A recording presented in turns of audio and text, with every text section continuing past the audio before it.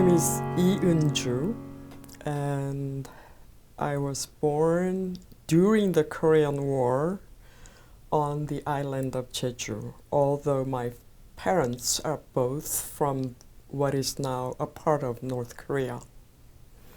That makes me a refugee at birth, and I lived in Korea until age 14. Soon after I turned 14, we emigrated to Brazil. And that was 1965. And I came to the US in the summer of 1968.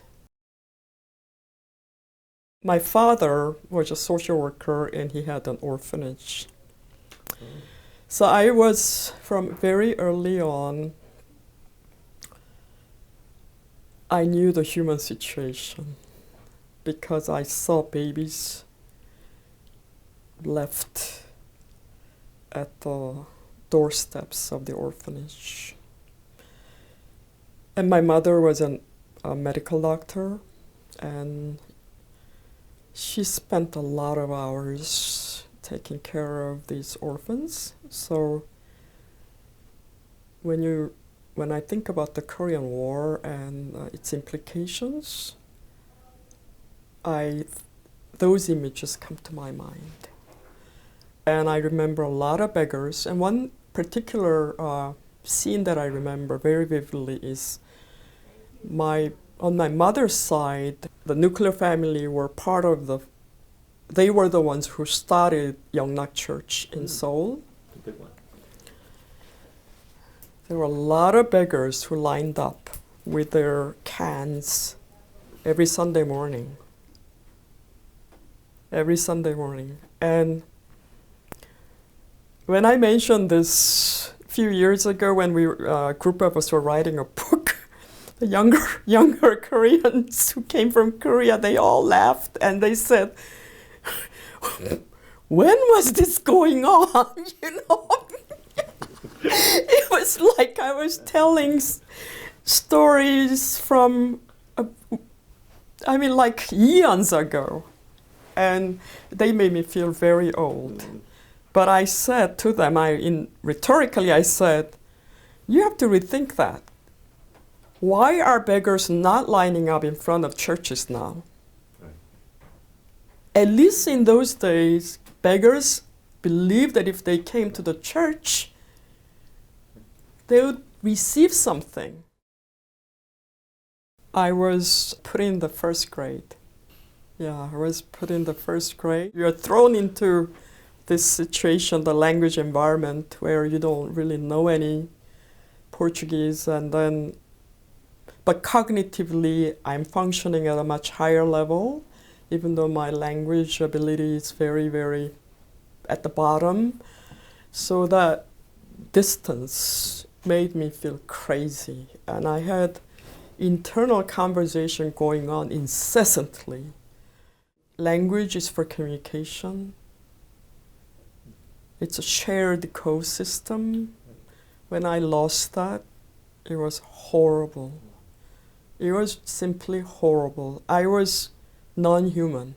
The teacher made me to come up to the front, hold a chalk in my hand, and start drawing circles and lines.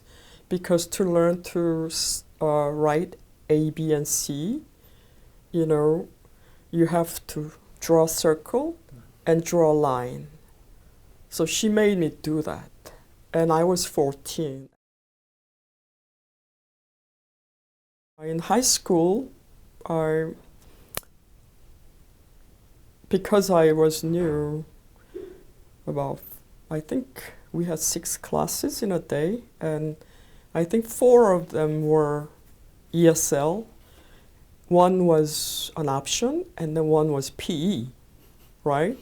So for this optional course, I took chorus, because I love music, and I thought I could sing, at least be somebody in singing. Well, there were so many English words I had to mouth. I remember singing, "It's the first day of Christmas, my true love," and there were so many words. Especially that song. Yes! And I'm going, oh my goodness, it's not what I thought it was going to be. So many words, and you had to go so fast. And faster. It was stressful. When I was in Brazil, I didn't learn anything. And I come here, I don't know English. But I finished high school in 2 years with 3.96 average. But I knew nothing.